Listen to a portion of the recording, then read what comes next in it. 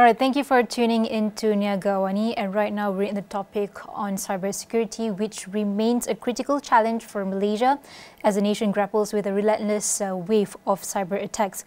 And there's a little bit of statistics where from January to October 2024, the Cybersecurity Malaysia's Cyber 999 Cybersecurity Incident Response Center has recorded a total of 5,181 cybersecurity incidents, with fraud cases topping the list at 3,483. And this alarming trend underscores the urgent need for robust cybersecurity measures to protect critical infrastructure and safeguard the sensitive data. And as cyber threats continue to evolve, it is imperative for both the government and also industry to work together to safeguard the nation's digital future. And while Malaysia navigates the complexities of the digital age, the question remains: how can Malaysian organizations effectively protect their digital assets and ensure a secure online future? So to discuss further and to unpack on this topic, we have Rashish Pandey, the Vice President of Marketing and Communication Asia ANZ, joining me right now on the line virtually. Good morning, Rashish. Good morning, and thanks for having me. No problem. Perhaps we could start with, given the rapid evolution of cyber threats, in your opinion, what are some of the new and also emerging tactics that cyber criminals are expected to deploy this year, 2025? Like, will there be a shift in tactic towards exploiting more vulnerable areas like supply chains or IoT, in your opinion? What's your answer? Yeah. I think based on what we are seeing globally, there are a couple of trends which are becoming very clear for us. First is cyber criminals are getting more specialized. In the past, they used to be generalists looking after the entire sort of attack chain. Now we are seeing specialization occur, which means there are organizations who are specialized primarily in reconnaissance of who to target, etc. And some of them are specializing in just the weaponization side of things. So there's an increased specialization among cyber criminals that we see playing out next year or this year. The second is cloud is becoming an interesting attack vector, as many organizations are starting to use cloud-based services. It increases the surface area through which threat actors can come in. I think the third bit, which is becoming very apparent, is the use of AI in enhancing cybercrime. Toolkits that used to take weeks and months to prepare can be prepared now in days and hours, right? So that allows cyber criminals to scale their activities much faster. And last but not the least, to your point of IoT, we are seeing a blending of physical and cyber threats together, which means an organization will not only target the digital assets, they would also attack things like the supply chain of the company to find a way inside the organization's defenses. How do you see these emerging trends or these tactics impacting both individuals and also organizations at the same time? We always like to say humans are the best firewall. If you can enable our employees to be much more alert, both in their personal life as well as in their work life, that is the best form of defense. That being said, the cyber threat actors know that humans can be the weakest link in the whole setup, right?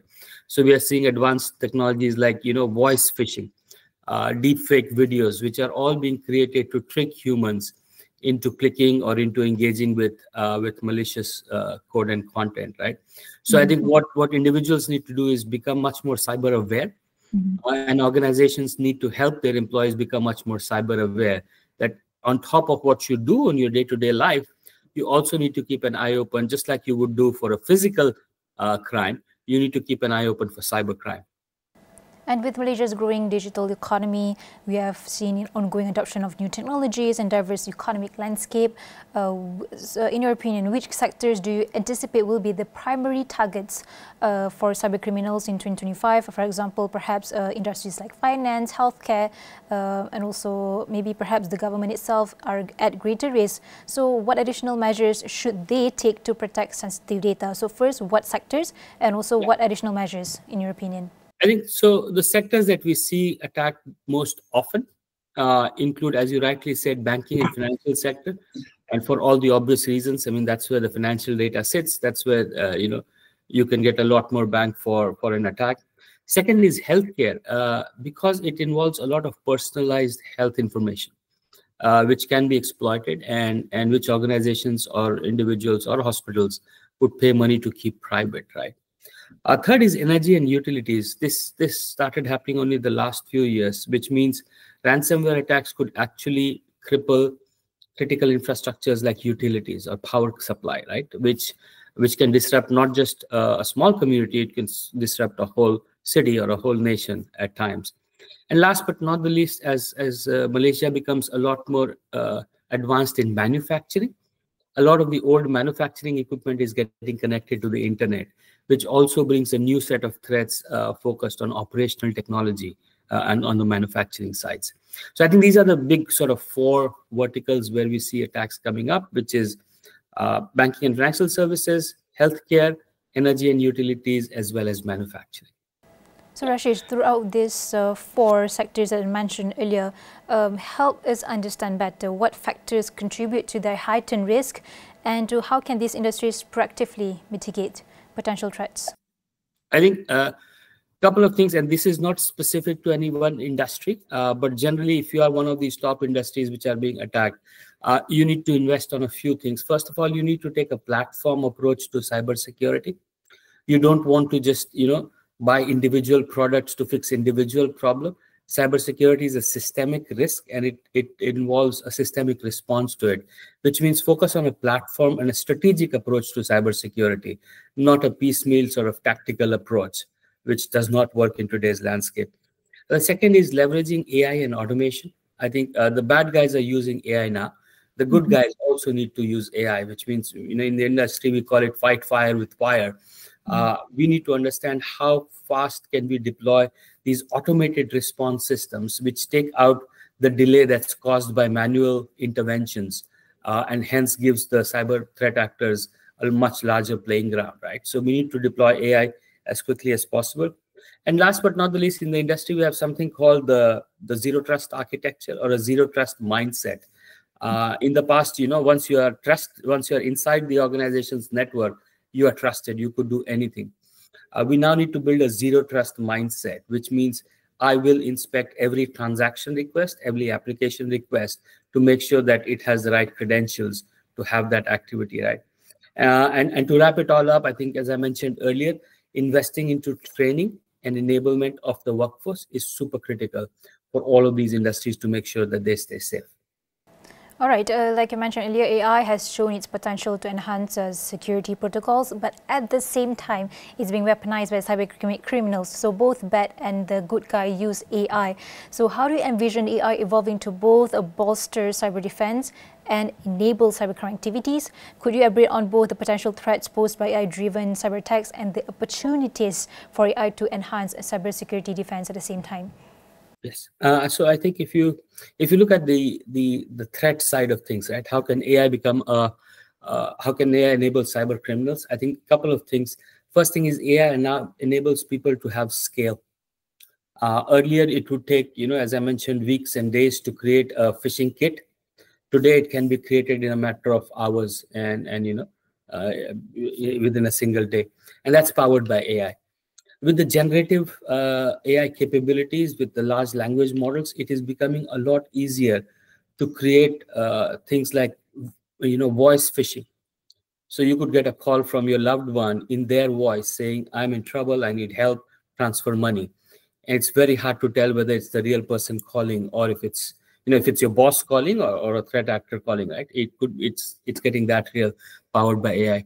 We are also seeing AI threat actors use AI to create polymorphic malware, which means they are very aware of what are the defenses you have put in place, and they kind of tend to navigate it much better than the traditional malwares used to do. And last but not the least, on the threat side of things is we need to make sure that the scale and automation that comes with the threat side, we are prepared for it. Yeah. So bridging to the point that you were making about on the good guy side, how can we use AI? So we use AI on the good side to do a couple of things. As you know, there's a shortage of talented cybersecurity professionals everywhere, including in Malaysia. We can use AI to take out a lot of the manual work that used to be done by a person and do it automated way. Right? That can reduce almost by 80% the time an analyst spends for example, sifting through threat intelligence data and alerts that they get pinged every few hours, right? So that's one big use case, which is automate the mundane tasks, free up your precious human capital to focus on more value-added tasks. The second area where AI helps a lot is in the speed of detection and the speed of response. The best way to defend against cyber attack is how quickly can you detect and respond to it. And what AI allows you to do is at machine speed, detect an anomaly or a pattern that's unlikely, test whether it is a real threat or is it a false alarm, and then take action on it.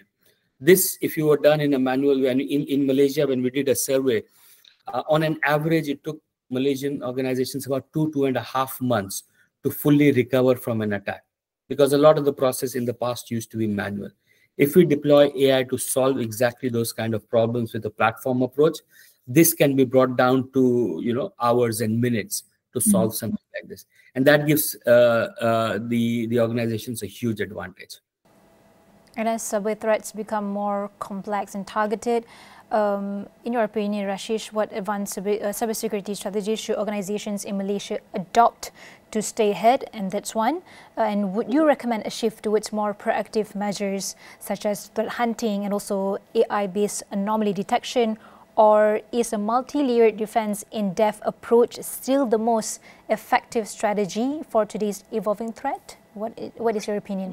I think defense in depth continues to be a big paradigm, because no one technology or solution will be able to stop everything. So organizations need to look at not just multiple layers of defense, which is defense in depth model, but also, as I mentioned earlier, zero trust mindset. Things I didn't used to inspect in the past, I will start inspecting now.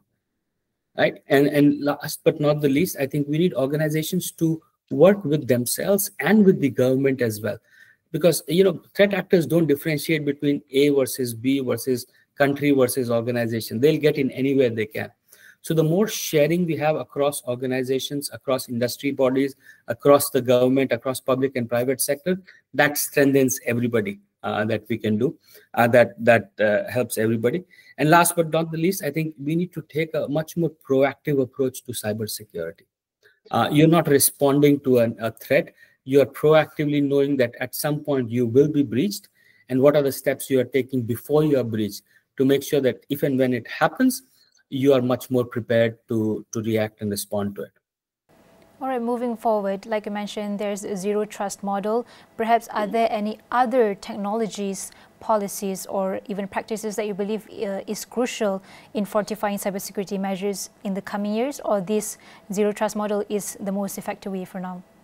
I think in the short term, zero trust models are the best way to approach things. Platformization and moving away from sort of point products is a greater way of doing it. AI and automation, we talked about it. In the mid to long term, we are starting to see quantum computing come on the horizon. That will bring with itself its own set of challenges and responses. But in the short term, these are the ones that we talked about, short to mid term, that we need to be focused on. All right, there was Rashish Pandey, the Vice President of Marketing and Communication Asia and ANZ from Fortinet. And thank you so much for the insights, and thank you so much for your time to join us on AWANI this morning. And you can find this whole discussion on all of our social media platforms, and that includes astroawani.com. Thank you so much. See you next time.